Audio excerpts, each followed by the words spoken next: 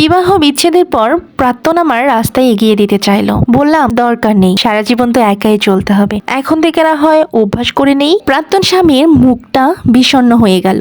4 বছরের ছোট মেয়েটা আমার কোলে, 7 বছরের ছোট্ট ছেলেটা আমার পাশে হাঁটছে আমার হাত ধরে। ঠিক সেই সময় ছোট মেয়েটা বলে উঠলো, বাবা আসবে না? বাবা তুমি আসছো না কেন? আমি বললাম, তোর বাবা আর আসবে না, তোর বাবা মা দুজনেই এখন আমি।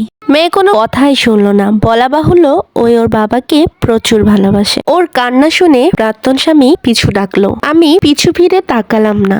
উনি দৌড় দিয়ে সামনে চলে আসলো। দেখতে পেলাম তার চোখ দুটো লাল হয়ে গিয়েছে, চোখ দিয়ে টপ টপ করে পানি পড়ছে। আমার হাত দুটো ধরে বলল, আমার জন্য না, আমাদের এই মেয়েটার জন্য না হয় আরেকবার থেকে যাও। আরেকবার কি সুযোগ দেওয়া যায় না? এতদিন বুঝিনি, আজকে বুঝতে পারছি আমারই ভুল ছিল। তোমাদের ছাড়া থাকা অসম্ভব। আমরা মানুষরা বড় অদ্ভুত, যেটা আমরা পাই না সেটা নিয়েই ভাবতে থাকি, আর যা আমরা পেয়ে যাই তার কোনো মূল্যায়ন করি না। জীবনে চলার প্রতিটি বাক্যে আমাদের মধ্যে লুকিয়ে থাকে না পাওয়ার বেদনা, কিন্তু একটু চেষ্টা করলেই এই না পাওয়ার বেদনা আমাদের মাঝে শক্তি হয়ে ধরা দিবে। কিন্তু ওই যে বললাম, মানুষ বড়ই অদ্ভুত। আচ্ছা, ভালোবাসা কি একবারই হয়, এক দেখাতেই হয়, নাকি তার স্পর্শে, ঘ্রাণে, চাহনিতে ও তার সবকিছুর মায়ায় পড়ে হয়? মানুষ আসলে প্রেমে ছ্যাঁকা খায় না।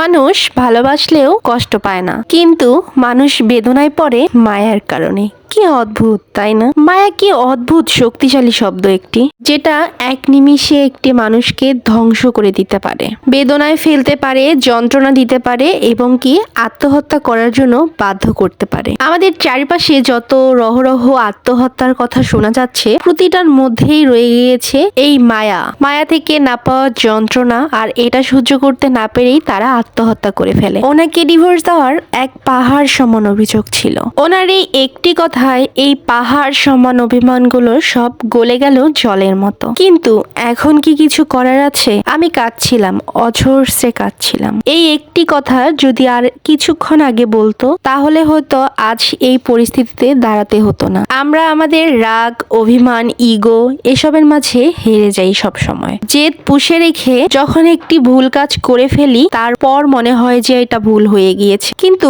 করার আগে যদি আমরা একটু ভাবতাম, তাহলে আর এই ভুলগুলো হয় না।